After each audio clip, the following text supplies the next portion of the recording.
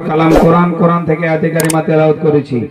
এই আয়াতকে সামনে রেখে কয়েক কথা বলে বক্তব্য ইতি। আজ এই বাড়িতে মিলাদুন্নবীর আয়োজন কেন, কিসের জন্য আপনারা সকলেই অবগত যে এই বাড়ির শ্রদ্ধেয় তাকসিরুল সাহেবের পিতা জন্মদাতা মাথার ছাতা বিগত 40 দিন পূর্বে সন্তানাদিকে ছেড়ে ঘর বাড়িকে ছেড়ে আল্লাহর ডাকে সারা দিয়ে কবরে শায়িত হয়ে আছেন। ওনার 40 বা ইসালে সব উপলক্ষে এই মিলাদুন্নবী কোরআনখানির আয়োজন করেছেন।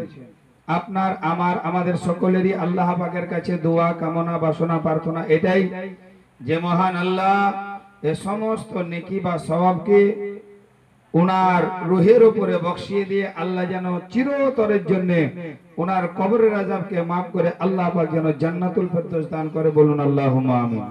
বাপজি ভাইরা আমার মায়েরা, আল্লাহর পবিত্র কালাম কোরআন, এই কোরআন থেকে আয়াতে কারিমা তেলাওয়াত করেছি।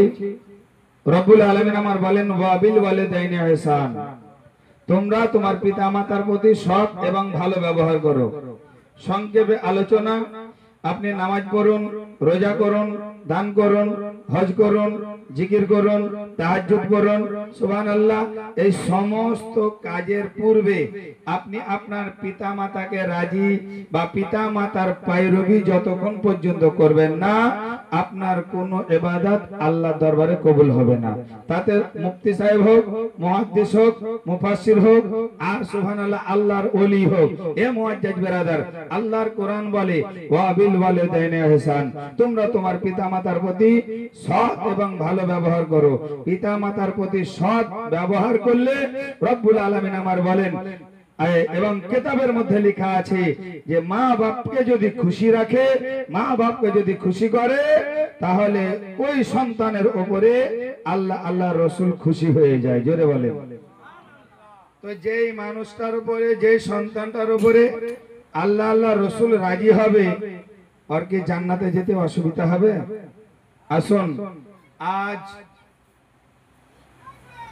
আপনি আমি করি কি, বাবা মা ইন্তেকাল করলেন, কারণ আপনার আমার অর্থ আছে, টাকা পয়সা আছে। যদি আপনার আমার বাবা মা দুনিয়া ছেড়ে বিদায় নিয়েছে, আপনি আমি রাত্রে বেলায় শুয়ে আছি, ঘুম অবস্থায় স্বপ্ন দেখলাম যে আমার মা মনে হচ্ছে কিছু খাবার চাইছে, আমার বাপ মনে হচ্ছে কিছু খাবার চাইছে। সকাল বেলায় নিদ্রা থেকে উঠে আপনার সাধ্য মোতাবেক, আমার সাধ্য মোতাবেক গরিব মানুষকে খাবার দান করে দিলাম, ভিক্ষুককে টাকা দান করে দিলাম, করি কি করি না? কাউকে একটা বস্ত্র দান করে দিলাম।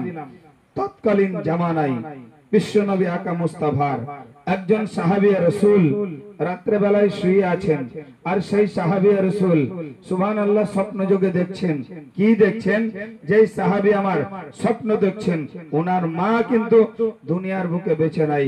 ও বাপজি ভাইরা মায়েরা, মনোযোগ দিয়ে শুনবেন। সেই সাহাবী রাসূল আমার রাত্রি বেলায় শুয়ে আছেন, স্বপ্ন যোগে এটাই দেখছেন যে আমার জননী মা, আমার গর্ভধারিণী মা মনে হচ্ছে কিছু খাবার চাইছে। জোরে বলেন। বাপজি ভাইরা মায়েরা গো, অভাবী সাহাবী, গরিব সাহাবী রাত্রে বেলায় স্বপ্ন দেখলেন, সকাল বেলায় যেন চিন্তা ভাবনা করছেন। কারণ আপনার আমার মতো অর্থ নেই, আপনার আমার মতো টাকা নেই। গরিব সাহাবী, অভাবী সাহাবী সকাল বেলায় উঠে যেন চিন্তা ভাবনা করছেন আর কান্না করছেন, যেন আমার মা আমাকে স্বপ্ন যোগে যেন দেখালো, আমার মা যেন আমাকে স্বপ্ন যোগে দিল বা বলল যে বাবা আমি কিছু খাবার চাইছি, যেন আমার মা কিছু খাবার চাইছে। জননী মা আমার কবরে শুয়ে আছে।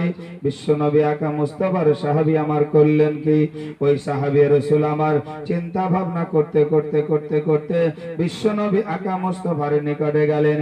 ইয়া রাসূলুল্লাহ ইয়া হাবিবাল্লাহ নবী গো আপনি আমার বেয়াদবি maaf করবেন গো নবী। ইয়া রাসূলুল্লাহ আমি রাত্রে বেলায় শুয়েছিলাম গো নবী, ঘুমন্ত অবস্থায় আমি স্বপ্ন যোগে দেখলাম গো নবী। ইয়া রাসূলুল্লাহ নবী আমার জননী মা গর্ভধারিণী মা দুনিয়া ছেড়ে বিদায় নিয়ে চলে গেছে। ইয়া রাসূলুল্লাহ রাত্রে বেলায় শুয়ে আমি স্বপ্ন যোগে দেখলাম ওই আমার কবরস্থ বা হয়ে আছে ওই মা, আমার জননী মা মনে হচ্ছে কিছু খাবার চাইছে। যেমনই নবীকে আমার সাহাবী বললেন, নবী গো আমার মা কবরে শুয়ে আছে আর আমার মা মনে হচ্ছে কিছু খাবার চাইছে। বাবজি ভাইরা আমার সুবহানাল্লাহ, আজকে বর্তমান সময় বা জামানাতে অনেক লোককে দেখা যায় সুবহানাল্লাহ যারা বলে কবর জিয়ারত করা মানামার করা যাবে না, যারা বলে 40 চাহরুম করা যাবে না, যারা বলে সুবহানাল্লাহ মানে মিলাদ ক্যাম্প করা যাবে না, কোরআন খানি করা যাবে না, যারা কেন বলে যে মানুষ ইন্তেকাল করলে কোরআনও পড়া যাবে না, মানুষ ইন্তেকাল করলে কোরআন পড়া যাবে না। কিন্তু দেখেন যদি পাচন পাড়ার কোনো মুসলমান মারা যায় আর সন্তোষপুরের কোনো মুসলমান যদি শুনতে পায়, বা সন্তোষপুরের কোনো মুসলমান যদি মারা যায় আর পাচন পাড়ার কোনো মুসলমান যদি শুনতে পায়, তাহলে ওই মানুষটা ইন্তেকালের খবর পাওয়া মাত্রই কি চুপ থাকে? চুপ থাকে? ওই মানুষটা বলতে থাকে এটাই ইন্না লিল্লাহি ওয়া ইন্না ইলাইহি রাজিউন। জোরে বলেন সুবহানাল্লাহ।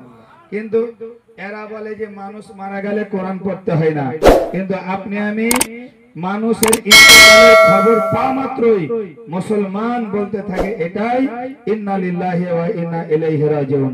কিন্তু ও মোটা হোস জানে না যে ইন্না লিল্লাহি ওয়া ইন্না ইলাইহি রাজিউন এটা হচ্ছে কোরআন পাকের আয়াত। জোরে বলেন সুবহানাল্লাহ। বাপজিরা আমার, আবার মানুষটাকে গোসল পানি দেওয়া হয়, কবরস্থানে নিয়ে যাওয়া হয়, কবরস্থানে নিয়ে যাওয়ার পরে মাটি দেওয়ার সময় আপনি আমি বলি মিনহা খালাকনাকুম ওয়া ফিহা নুঈদুকুম ওয়া মিনহা নুখরিজুকুম তারাতান উখরা, কিন্তু ও জানে না যে এটাও কোরআন পাকের আয়াত। জোরে বলেন সুবহানাল্লাহ। তাহলে মানুষ মারা গেলে কোরআনে পাক পড়তে হয় কি হয় না আপনারা বুঝতে পারবেন।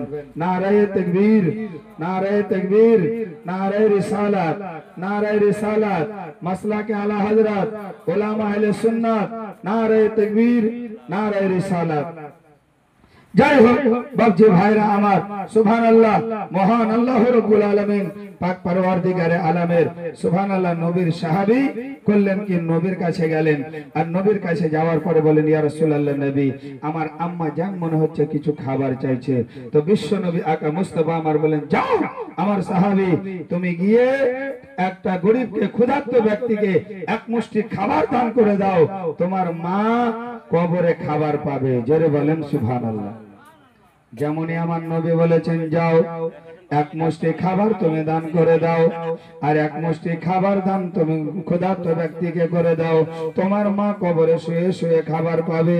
ওই সাহাবী রাসূল আমার ওজর নয়নে যেন ক্রন্দন করতে শুরু করে দিলেন, বলে ইয়া রাসূলুল্লাহ ইয়া হাবিবাল্লাহ নবী গো আমি তো দুই বেলা দুই মুষ্টি খাবার পাই না গো নবী, আমার দ্বারাই যেন ক্ষুধার্ত ব্যক্তিকে খাবার দেওয়া সম্ভব, আমি খাবার দান করতে পারবো না, আমার যেন শক্তি নাই গো নবী।